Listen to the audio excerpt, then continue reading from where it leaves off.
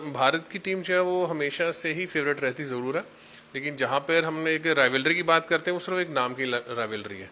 उनके पास कुछ अच्छे प्लेयर नहीं है जिनका पास कोई तोड़ हो। जसप्रीत बुमराह का अगर हम गेंदबाजी की बात करें, बल्लेबाजी की बात करें, और जिस तरह से अभिषेक शर्मा बल्लेबाजी करता आ रहा है, हर एक match to match back to back matches में वो लड़का रन बनाता आ रहा है, ऊपर से वो क्या कहता है दूसरी टीम की कमर ही तोड़ देता है। तो पाकिस्तान फिर भी एक हाइप जरूर रहती है। एक फाइनल मैच है, T20 एक ऐसा फॉर्मेट में कि अपने दिन पे कोई भी आपको डिसअपॉइंट कर सकता है। हमने बड़ी बड़ी टीमों को देखा, हमने वर्ल्ड कप में अफगानिस्तान को देखा हुआ था, कई बड़ी टीमों को अपसेट करते हुए। तो यहाँ पे एक थोड़ा सा आपको ध्यान रखना जरूर पड़ेगा, क्योंकि फाइनल्स है। इससे पहले भी जितनी बार हम खेले हम जीते ही हैं, बट फाइनल्स अपनी एक जगह होता है, उसका एक अलग प्रेशर होता है। तो उस प्रेशर को आपको अच्छी तरह हैंडल करना पड़ेगा, और भारतीय टीम इसमें बिल्कुल ही निपुण है। सारे खिलाड़ी अच्छी फॉर्म में है, तो मुझे नहीं लगता कि आपको कुछ ज्यादा सोचने की यहाँ पे जरूरत है। जिस तरह से आप बेक ऑफ क्रिकेट खेलते आ रहे हैं वैसे ही आपको क्रिकेट खेलती रहनी पड़ेगी। और सर आपने बात करी अभिषेक शर्मा के बारे में। पहले मैच से पहले जो पॉलिटिक्स हुआ इतना सब, जब पहले मैच के बाद हैंडशेक ना होने के बाद जो इतनी चीजें एस्केलेट हुई, हमको ये भी पता लगा कि कई लोगों ने बोला कि इट वाज अननेसेसरी, पाकिस्तान ये सब चीज़ें अवॉइड कर सकता था। लेकिन अब इसके बाद 30% फाइन हैरिस रॉफ पर भी, 30% fine Indian captain Suryakumar Yadav पर भी लग गया है। तो लेकिन फिर भी हम क्या ये कह सकते हैं कि पाकिस्तान के इनसे इतना सब पॉलिटिक्स खेलना अननेसेसरी था, बिकॉज हमने तो अपना स्टैंड क्लियर कर दिया, लेकिन पाकिस्तान स्टिल अभी भी वो डिप्लोमेटिकली चल रहा है कि हम हाथ में डालें। देखिए, पाकिस्तान को जो करना वो करता रहे। हमने जो करना था हमने कर दिया।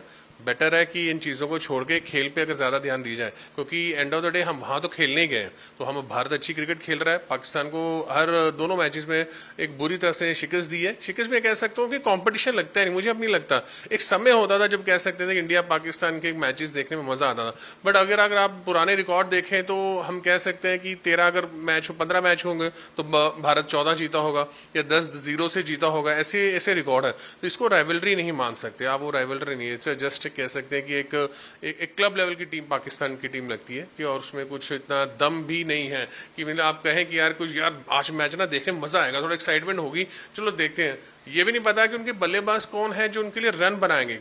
शाहिन शाह अफरीदी जो इतने समय से खेलते हैं, वो उनके लिए अगर एक विकेट नहीं निकाल सकते, ऊपर से ब्रेक थ्रू नहीं दिला सकते, तो किस तरीके का प्रेशर आप कहते हैं। और जिस तरह से अभिषेक शर्मा की अगर बात करें, जिस तरह से वो लड़का उभर के सामने आया, जिस तरह से उसने इतनी खूबसूरती से बैक टू बैक मैचेस में जो प्रेशर को हैंडल किया, जिस तरह से वो मिडिल ऑर्डर को इतना आसान कर देता है, मैचेस को इतना ईजिली ले जाता है, आई थिंक वो लड़का है जो जिसके बारे में बात कर सकते हैं आज की डेट में। अगर हम कह सकते हैं कि अगर टॉक ऑफ द टाउन कोई लड़का है तो वो अभिषेक शर्मा है। और सर आपने अभिषेक शर्मा की बात करी, पिछले अगर हम श्रीलंका वाला गेम छोड़ दें तो उससे पहले से लग रहा है कि इंडिया के लिए एक प्रॉब्लम अगर उधर से है तो मिडिल ऑर्डर है, क्योंकि स्टार्ट में शुभमन गिल और अभिषेक शर्मा एक बहुत अच्छा स्टार्ट दे रहे हैं, but because Sanju Samson is also batting out of his position.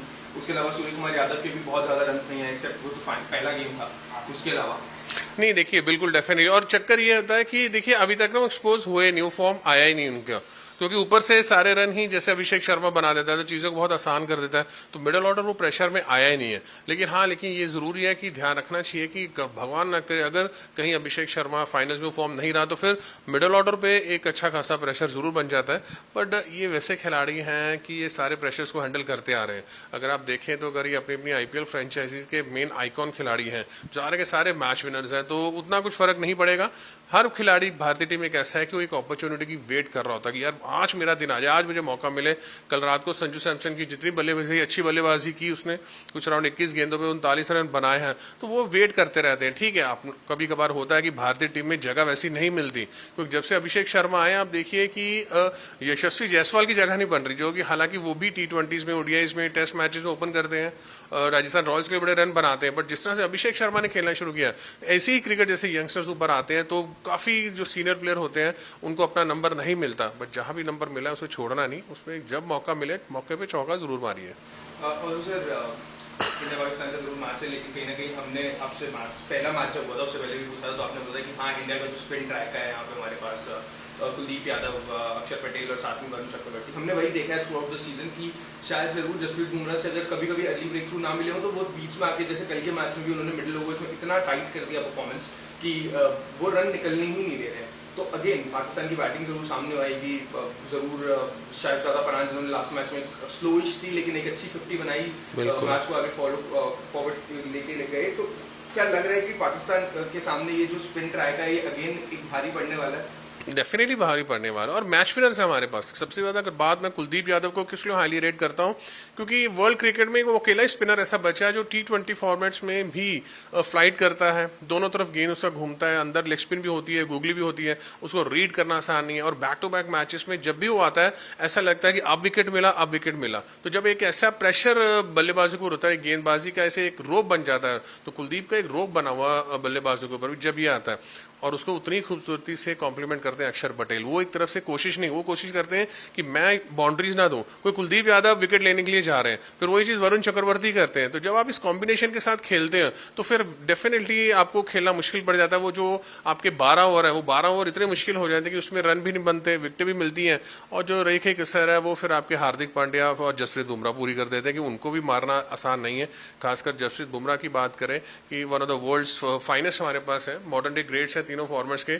और हार्दिक पांड्या नई गेंद से हमेशा ही आते हैं पहले ओवर में, जो ब्रेक थ्रू देते हैं, वो एक भारत के लिए बहुत प्लस पॉइंट है। लास्टली सर, कोई ऐसा थ्रेट है पाकिस्तान टीम से जिससे थोड़ा सा भारत जरूर हमें बताइए। नहीं, देखिए आपने थ्रेट की बात की, मेरी हंसी निकला है। कोई थ्रेट नहीं है, देखिए थ्रेट वाला काम नहीं, वो ऐसा कुछ कारनामा कर भी नहीं रहे कि जिससे आपको लगे कि वो थ्रेट हो सकता है, वो नहीं है। बट फिर भी मैं कहता हूँ हर एक नया दिन एक नई किस्मत लेके आता है। भारतीय टीम जिस तरह से खेलते आ रही है, अपने शोल्डर्स हाई करके पॉजिटिव इंटेंट के साथ जीत के लिए खेलेंगे और डेफिनेटली फाइनल्स में भी जीत हमारी होगी। Thank you so much sir. Thank you.